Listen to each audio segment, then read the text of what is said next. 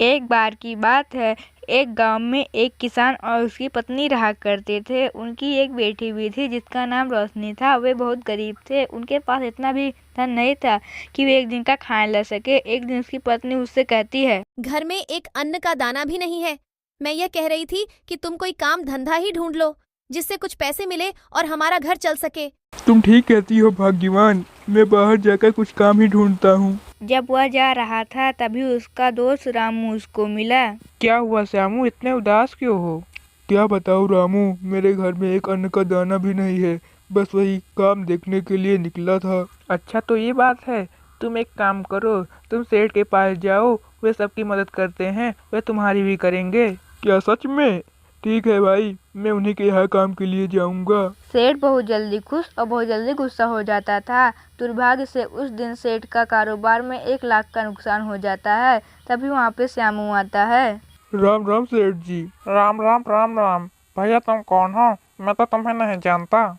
सेठ जी, मेरा नाम श्याम है। मैं बहुत गरीब हूँ, मेरे घर में कुछ खाने को नहीं है। तो उसमें मैं तुम्हारी मदद कैसे कर सकता हूँ? सेठ जी, मैं आपके पास काम के लिए आया हूँ। कोई काम मिल जाता तो ठीक रहता, क्योंकि मेरे घर में मेरे बीवी बच्चे बहुत भूखे हैं। इतने में ही उसका बेटा बोल पड़ा, तुमने हमारे घर को कोई खैराती खाना समझ रखा है। पता नहीं कहाँ से चले आते हैं मुंह उठा के। चले जाओ यहाँ से। सही कहा बेटा, यहाँ पे हमारा इतना बड़ा नुकसान हो गया और इसको काम की पड़ी है।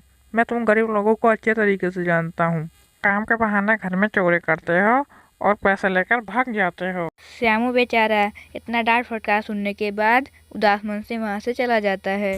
पापा, आपने उसको भगाकर बहुत अच्छा किया। मम्मी, पापा इतना देर क्यों लगा रहे हैं? अरे वो देखो, पापा आ गए। बहुत देर हो गई। क्या बात है, काम मिला या नहीं? क्या बताऊँ भाग्यवान, मैंने पूरी कोशिश की थी। क्या हुआ, काम नहीं मिला क्या? फिर श्यामू ने अपनी पत्नी को सारी बातें बताई।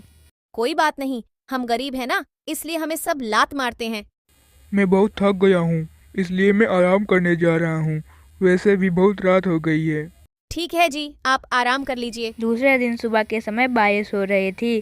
श्यामू आंगन में खड़ा बस यही सोच रहा था, मैं ऐसा क्या करूँ जिससे मेरा पूरा परिवार सुखी रहे, लेकिन मुझे कोई काम ही नहीं दे रहा। मुझे अपने नहीं, मेरे परिवार की चिंता है। उन्होंने 2 दिन से कुछ नहीं खाया। वह खुद से बातें कर रहा था कि तभी उसको सेठ दिखा जो दौड़ते हुए अपने घर की ओर जा रहा था। श्यामू ने आवाज दी, सेठ जी, ओ सेठ जी, आप ऐसे पानी में क्यों भीग रहे हैं? क्या बताओ श्यामू, मैं कुछ काम से बाहर गया था और जब मैं आ रहा था तभी पानी बरसने लगा और मैं भीग गया।